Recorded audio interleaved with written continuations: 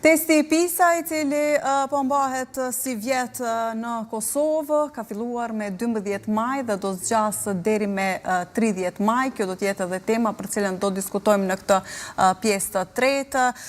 Do të flasim për atë se a ka ndryshuar diçka si vjet nga vitet e kaluara kur janë testuar nxënësit. Ndërkohë gjithashtu do të bisedojmë edhe mbi atë se a janë përgatitur më ndryshe si vjet nxënësit e Kosovës dhe a pritet që të ketë rezultate të tjera krahasuar me ato që i kemi pasur e dihet që nuk kanë qenë fort të kënaqshme. Për të biseduar për gjitha këto në një lidhje direkte kemi njohësin e çështjeve të arsimit, Rinor Qahaja. Zotri Qahaja, përshëndetje.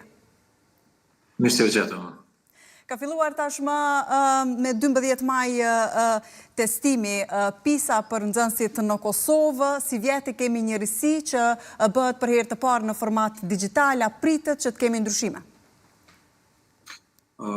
Formati i ri është përcaktim metodologjik nga OECD-a, i cili padyshim është një risi për nxënësit kosovar që përgjithsisht jo gjithë prej tyre dhe janë të ekspozuar testimit digital përmes kompjuterit. Pasi që rikujtoj, përgjithsisht çdo testim që bëhet në shkollat tona është shumë mekanik, po mbi të gjitha është memorizues. Është kjo e fundit, pra memorizimi si epicentër e mësimdhënies në Kosovë, që padyshim neve na bën shumë skeptik mbi rezultatin e testit PISA. Pasi që testi PISA mat logjikën e nxënësve për me zbatu pyetje nga jeta reale, ndërka që kanë nxënësit tonë mësojnë në shkollat tona, janë një memorizim dhe të mësuar përmendsh shumë mekanik në përgjigje të pyetjeve, kryesisht të datave, e ditëve dhe emra të figurave të rëndësishme, po jo një mësimdhënie që me të vërtetë nxit mendim kritik. Ai mendim kritik është ajo që në të vërtetë edhe ka në epicentër testi PISA. Nxënësit paraprakisht janë përgatitur për këtë lloj testimi, ka pas një periudhë gjatë kohore ku kanë mundur deri diku ndoshta të jenë gati për me u nënshtruar një sistemi të tillë të testimit. Tash rikujtoj që po OECD-a ka disa praktika të mira ku nxënësit thjesht e kuptojnë dhe uzohen rreth testit PISA, mirë po testi PISA nuk është diçka për të cilën përgatitesh për 6 muaj ose një vjet, pasi që e matat dijen që ato shkasi dhe aktësitë akumuluara përgjatë tërë sistemit arsimor, ku këta 15 vjeçarë që marrin pjesë në testi PISA, edhe i ekspozohen gjatë tërë edukimit të tyre formal. Pra, sado që do dënim shumë që t'i përgatisnin nxënësit tonë për testi PISA, kjo është vështirë realizueshme. Ajo që ka na ish dashur me bëu shumë, padyshim është pak me rrit seriozitetin për pjesëmarrjen në testin PISA, mi ofruat për krahje në vetëdijsim se çka në të vërtetë është testi PISA, po puna më e madhe është ajo që ish dashur me bëu në klasat tona dhe në shkollat tona ku nxënësit tonë mi shku mi qu përtej memorizimit edhe mi kthy me një mësimdhënie interaktive që në të vërtetë nxit mësumit logjik. A ndodh kjo? Jo, fatkeqësisht jo, ti shkon në cilëndo klasë, në cilëndo shkollë, kudo, gjithandaj vendin tonë, ti e sheh një mësimdhënie shumë tradicionale, pra nuk dallon shumë për asaj mësimdhënie ku ne kemi ndjek dekada më herët. Pra, gjithçka kthehet në të mësuar teorik që nuk është hiç fare nxitës i logjikës tek fëmijët, e çka në të vërtetë është ajo që e ka në thelb testi PISA. Pra ky është çaj dallimi i madh edhe pse nuk e kemi në një rezultat më ndryshe se pa fojën e nxënësve. Domethënë ti i ke nxënës të cilët mësojnë përmend shumë, po në një moment vjen një test i standardizuar ndërkombëtar që ma diçka këtë kundërprej asaj. Po, në cilat fusha po përqendrohet si vjet PISA? Testi PISA përgjithsisht i ka në 3 fusha prioritare, janë matematikë, shkenca dhe gjuhë. Çdo vit dhe në çdo set e ka në prioritet një fushë më shumë se tjetra, po në secilin rast vëmendja shkon tek performanca si tërësi dhe qysh ke performancën nxënësve kthehet në rekomandime për politikë bërje të qëndrueshme. Pra, nuk është qëllimi i testit PISA veç pjesëmarrja sa për pikëzim e rankim, po qëllimi i testit PISA është për pjesëmarrja që pastaj me korrigju se kush janë ato probleme brenda sistemit arsimor. Sot a reflekton PISA në realitetin e arsimit në Kosovë? Është një pasqyrë për atë se si mësohet, çka mësohet? Padyshim që po, pasi që PISA na ballafaqon me ato shkasi dhe aftësi të këtyre trive që në vërtetë në vitën për jetë.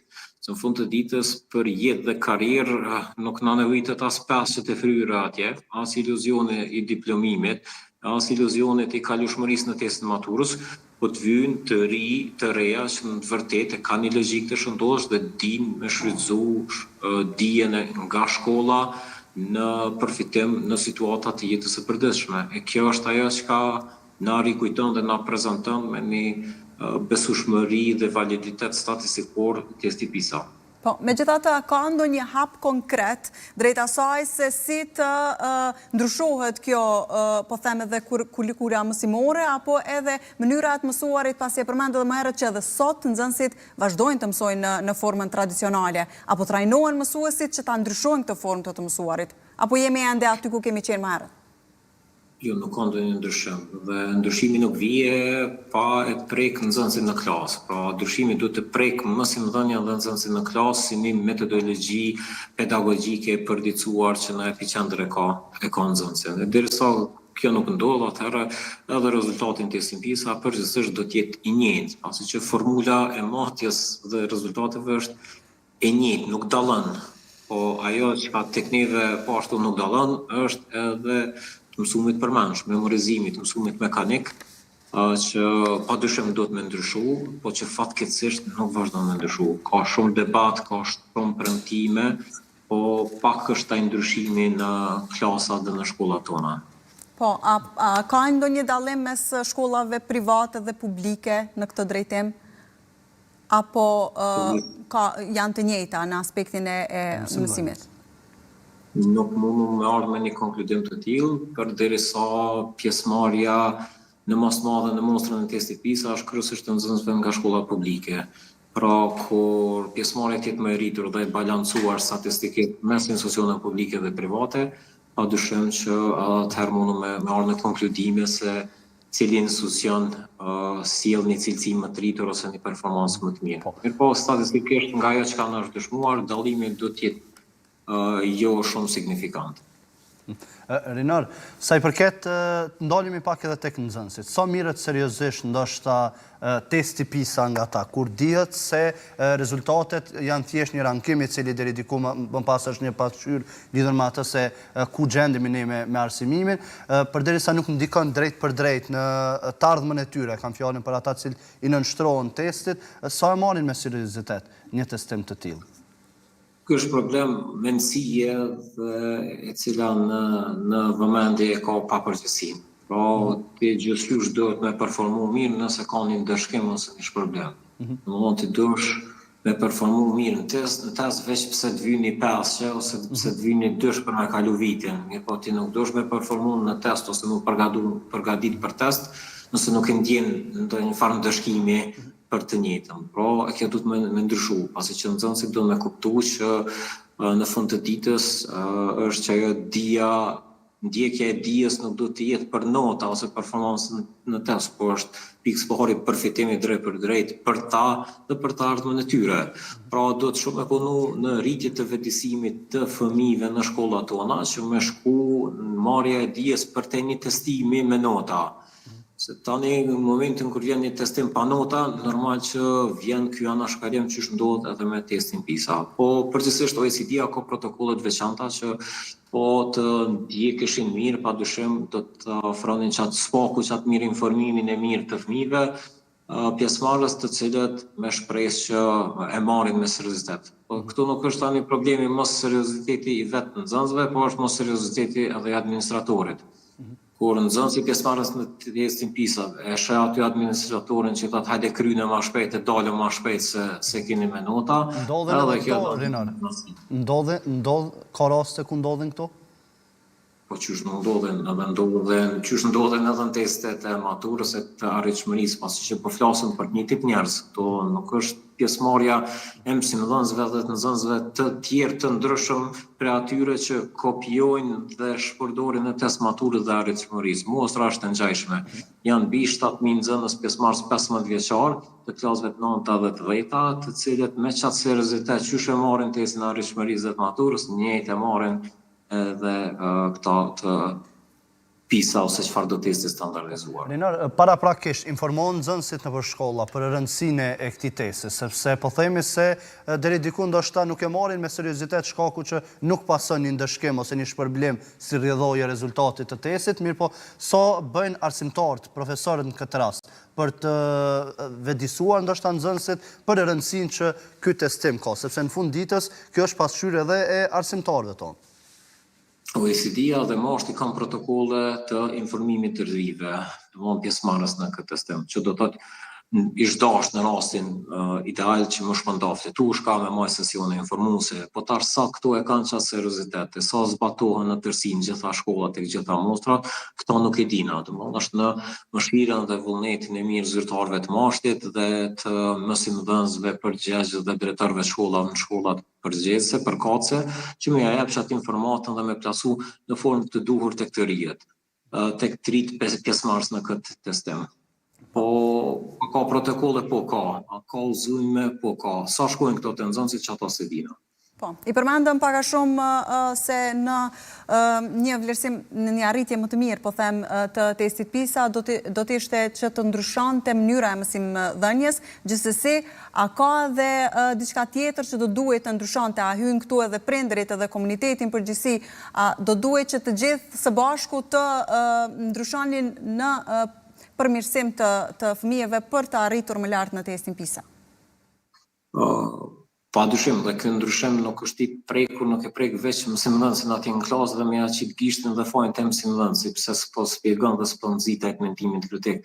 Po kjo është e shpëndar, pasi që janë këta mësimdhënës të cilëve nuk ofrohet hiç fare përkrahje, pra s'kan zhvillim profesional, s'kan trajnime, s'kan përkrahje me materiale mësimore, kanë kushtet jo të favorshme për mësimdhënie. Tash ke këtu së bashku, atje të kombinuar edhe me prindër që në vëmendjen e kanë veç notën atje, po jo dijen, ty ta sjell në një situatë ku e ki këtë performancë testin PISA, po më e keqja se testi PISA dhe rankimin në ta është jo mungesa e dijes së vërtet akumuluar dhe të partur tek nxënësit. Renar, para se ta mbyllim këtë pjesë të fundit të emisionit, edhe një pyetje. Përmendëm se për herë të parë bëhet në Kosovë me këtë metodologjinë e re përmes mënyrës digjitale testimi. Mendon se kjo është një përparësi apo deri diku sfidë për të testuarit nxënësit në këtë rast? Në kushte normale, si çdo është nuk ka problem, po bëhet problem. Patëm një prononcim të njërit prej drejtorëve të një shkollës, nëse nuk gaboj diku në fushë Kosovë, për shkaqe teknike, probleme me internetin, në shtyrë dhe procesi për gjysmë ore, më pas nëse paraqiten probleme të tilla, sa serioz mund të jetë i tërë testimi. Edhe për këto probleme, përderisa janë teknike, nuk e cenojnë mbarvajtjen, se secilin rast OECD-a i ka të parapame, edhe planin B dhe për secilin situatë të tillë, mirë po problemi shkon te asaj sa në të vërtetë këta nxënës janë të familiarizuar me një vlerësim përmes testimit. Po flasëm për 15 vjeçar në zona rurale që me gjas asnjëherë s'ka përtej tikut, asnjëherë më shumë s'ka pas ndonjë testim në online najherë në jetën e tina. Po në Kosovë penetrimi i internetit është shumë i lartë, këta trimet vërtet kanë qasje në smartphone dhe të pakuvizuar në internet. Mirë po shumë pak kanë qasje në internet për nevoja edukative. Tash, me një moment me dalë përpara një testim digital atje, ty vëmendjen mas pare në shpërqendrim e ki qysh me manovru në testim në formë digitale, sa i familiarizuar, kjo pa dyshim të shpërqendron, e tani henëz me hi në pyetje dhe përgjigje, me shpresën që e ki seriozitetin dhe përkushtimin e duhur, një përgjigjet në formën e duhur. E qartë, zotri Çaja, të falenderojmë shumë për kohën që gjetët sot jesh pjesë e mesditës. Gjithë mirat. Ndërkohë, ne edhe për sot këtu do japim fund kësaj mesdite, do të takojmë sërish nesër në të njëjtën kohë. Deri në takimin ton të ardhshëm, mirëmbëjtje.